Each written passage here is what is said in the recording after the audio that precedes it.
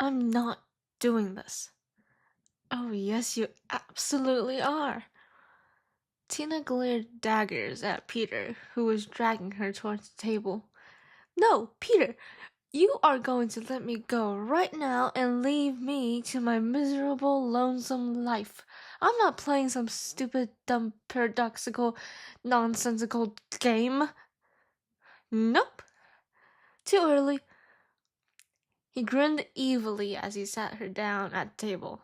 He sat opposite her and laced his hands together in a typical evil guy-like fashion.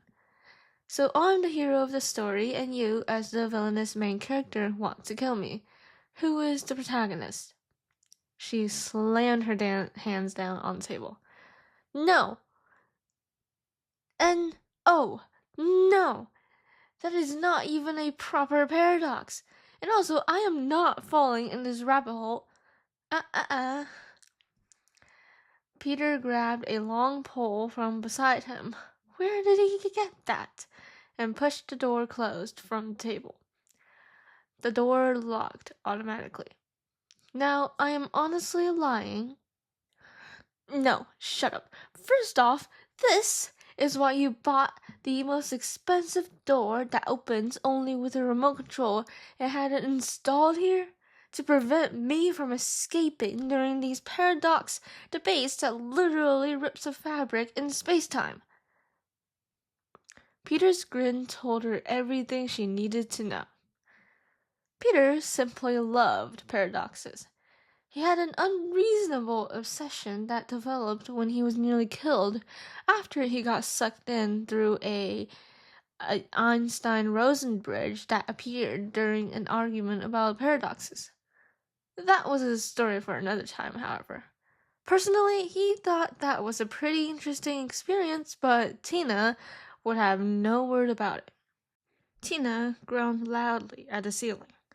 Peter, you are my favorite person in the world, but I really want to stab you right now. So, do you want to begin? Peter asked, glee apparent in his tone. Absolutely not. A knock on the door. Now, normally this wouldn't be a problem, and it typically wasn't. But this situation was anything other than normal.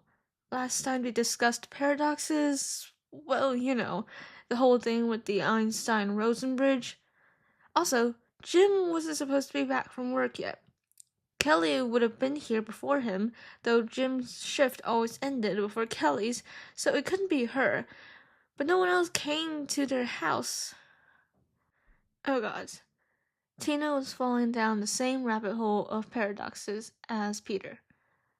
Goodness save her. She and Peter exchanged a glance. He raised an eyebrow, gray eyes darting to the door and back. Tina glared. With every ounce of authentic anger in her voice, she muttered, You better prepare your sarcasm to kill whatever's behind that door, or use it to seal up a portal. I am not dealing with more of... Wait, Peter, what the heck are you doing? I don't like that smile. Wait, Peter, hang on, wait! Peter, the moron, had grabbed the remote and opened the door remotely. The pure stupidity this guy must have. Incoming! The door swung open, revealing a long hallway, extending down to infinity. A repeating patterned carpet covered the floor. Standard hotel wallpapers, looking new and polished and shiny, made a dizzying perspective with their stripes. Doors lined both sides, with plated numbers on all of them, starting from 1. The odds were on the left side, and the evens on the right. Just to be clear, this was not what was supposed to be behind that door. Tina collapsed back in her chair. You are kidding me. Oh, I see. Peter had stood and walked over to the threshold. A corridor of hotel rooms down to infinity. Ah, yes! Tina exclaimed sarcastically. That makes so much sense. A completely hypothetical situation every hotel owner ever wished for, coming true in our meager little house where we're behind on rent, even with 4 people working our own jobs. There was a moment of silence. She sat up suddenly, hazel eyes suddenly bright. Wait, what if we let hotel managers rent parts of the corridor and then we charged them? Sorry? An unfamiliar voice suddenly said. A figure, tall and lanky, materialized in the corner of her eye. He had a mop of unruly silver hair and dark eyes, with the ugliest mug both Tina and Peter had ever seen. Well, his face was ugly, but he did have a mug that was ugly as well. Who had a mug with such atrocious neon colors? Tina screamed. Because of his sudden appearance or his ugliness, we may never know. Ah! And then she promptly fell from her chair. A string of curse words emerged from the floor, which needed no transcription. And when I say floor, I mean that the other occupant of the room did not bother even checking if his housemate was alright. It might as well have come from the floor. Said other occupant was studying the newcomer with sparkles in his eyes. Oh, interesting. Human materialization now, too. Last time it was just furniture and pieces of paper with words. Peter? The man had a navy button-up shirt and black slacks that were typical of a hotel manager. An earpiece was apparent by the wire that connected a communicator clipped to his belt to his little device in his ear. A name tag that was, for reasons unknown, unreadable, was sewn into the shirt above his chest.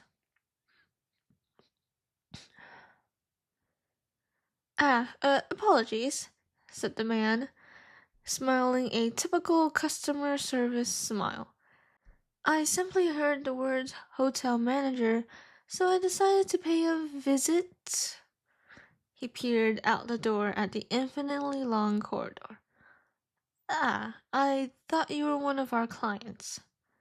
Peter shrugged. Sorry about that. Tina over there can be a little careless with her wording. Now, may I ask, are you Hilbert? Tina scrambled up to standing. Peter R. Johnson! We are not talking to this guy. We are going out there and finding a way out of this mess. He completely ignored her. The newcomer seemed to catch the drift, and decidedly ignored her as well. Yes, in fact, he held out a hand to Peter. My name is Hilbert, and I am the owner of Hilbert's Hotel. Peter shook it, grinning widely. Peter, nice to meet you, Hilbert. I do believe you are not the real David Hilbert, but a different one who is associated with the hotel itself, and not the one who created the paradox. Tina deadpanned. What the heck? Well, anyway, would you like to stay at the Hilbert Hotel? No charge, because even when we get an infinite number of guests, our infinite hotel will accumulate them all. Of course. If Peter didn't have as much self-control as he had, he suspected he would have been bouncing up and down in excitement. He shook his black hair from his face. We would like a room, thank you. Tina rubbed her temples. And how are you going to find an empty room in a hotel with an infinite amount of guests and an infinite amount of rooms that are all, theoretically, filled? Hilbert grinned, but this one was slightly more genuine than his smile earlier.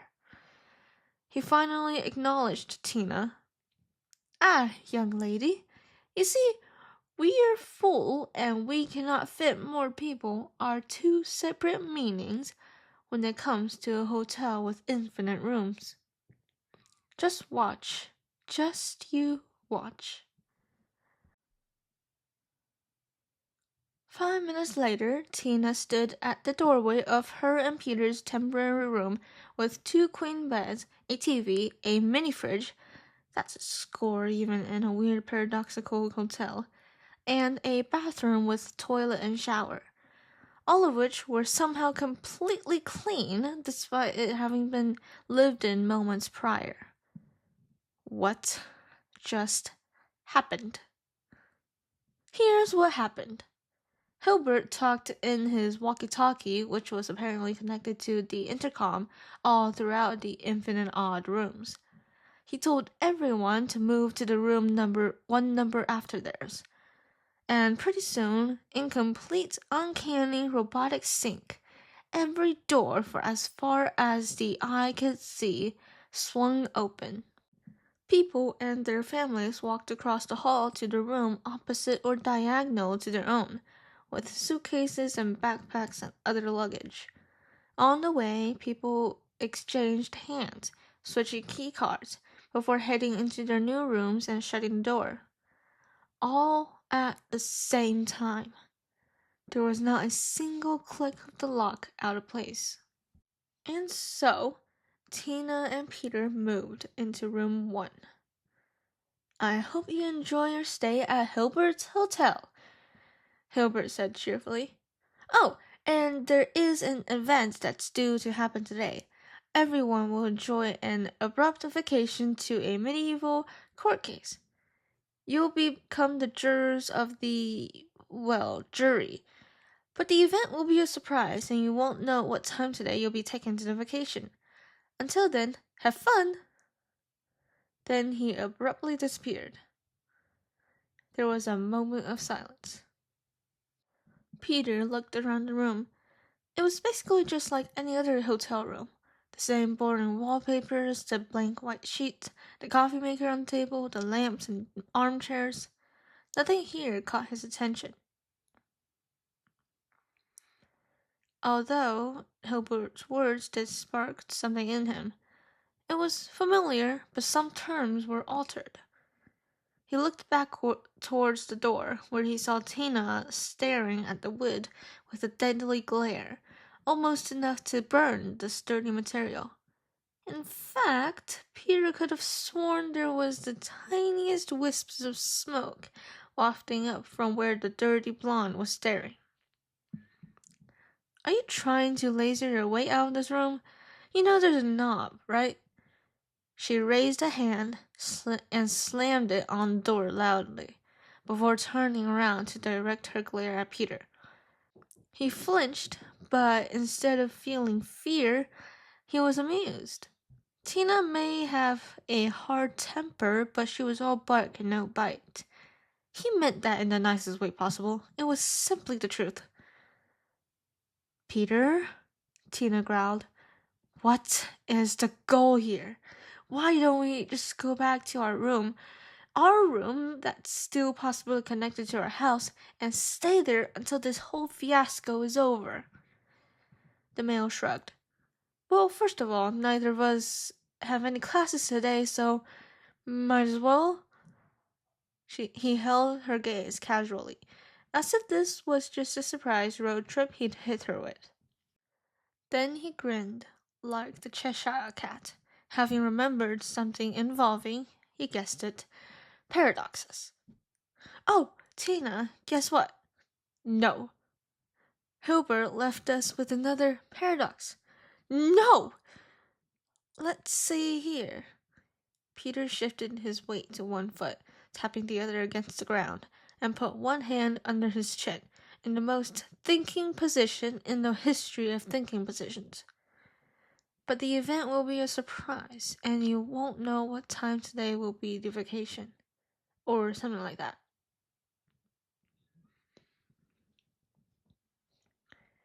Now, listen closely, Tina. It sounds like a normal line, but it's actually taken from the unexpected hanging paradox, or the surprise test paradox. Tina relented and fell into the bed. Well, wait, no, hear me out. I kind of have to. Tina grimaced, like this was a bad thing. Peter could never imagine why. So, in the unexpected hanging paradox, it goes like this, Peter began. A prisoner was told by a judge that the executioner would knock on his door at noon one of the 5 days, Monday through Friday, next week. If the executioner knocks on his door, that means he is going to be hanged, but the hanging will be a surprise. I really don't see how this is a paradox, Tina grumbled. Peter doubted that.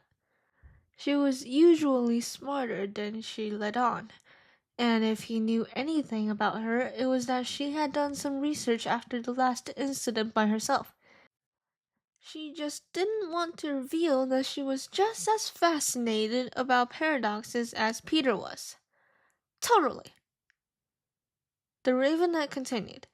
The prisoner, with a strong desire to not die like most sane people, and unlike you, evidently, you're insane and want to die all the time.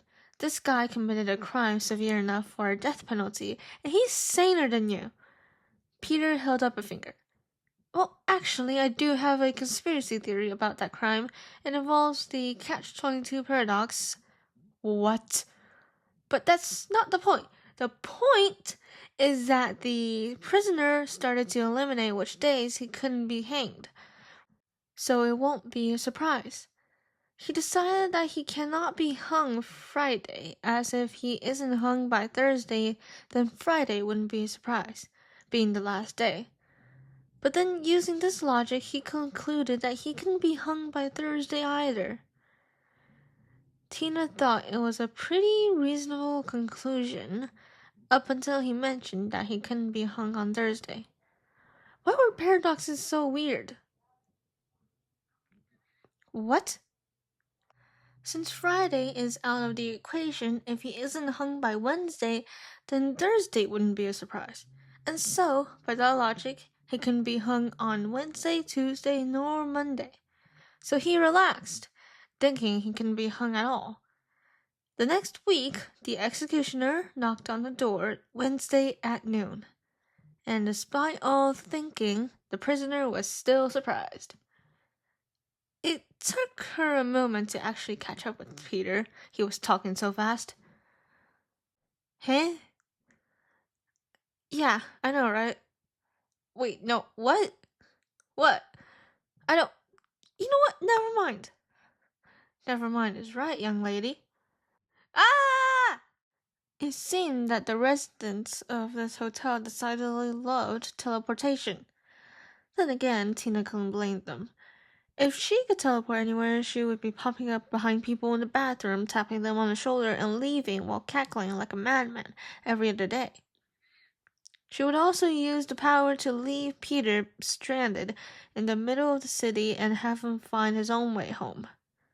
Peter couldn't read a map to save his life, even if it was the GPS on his phone with a bright blue line directing him.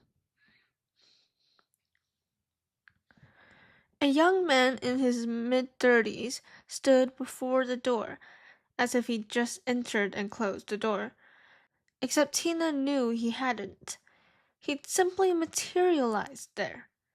He had dark brown skin, a pilot hat covering his hair, and a military uniform. He crossed his arms and leaned against the wall. Hello there, how are y'all doing? Tina was torn between being surprised and being curious and being absolutely livid. Who are you? He saluted Tina and Peter with 2 fingers, winking. I'm a pilot. Call me Pilot. She deadpanned. Really? Peter's eyes widened with recognition. Oh, Catch-22. Tina turned her stare to him. Needless to say, she thought he was just slightly crazy. She knew Catch-22. It was a novel published by Joseph Heller in 1961, and the paradox was a term he coined in the same book. This wasn't one of the characters from the book. Thank goodness.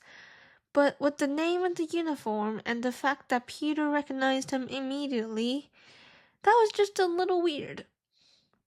Surely she wasn't the only one who thought that these people were both crazy and a chip off the same block. Not from the book, but my life does pertain to that particular paradox, yes. He smiled good-heartedly, looking at Peter with bright eyes. You're sharp, and for some reason you sound a little familiar.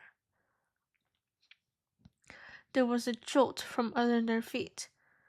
But unfortunately, we'll have to wait until after the court case, Pilot said, waving to them as the floor suddenly started glowing. See you there. Without further warning, they disappeared into the Einstein-Rosen bridge. Oh, but of course, not without Peter flashing a grin and making a little flourish with his hands. He just seemed way too excited to be sucked into a wormhole for the second time in his life.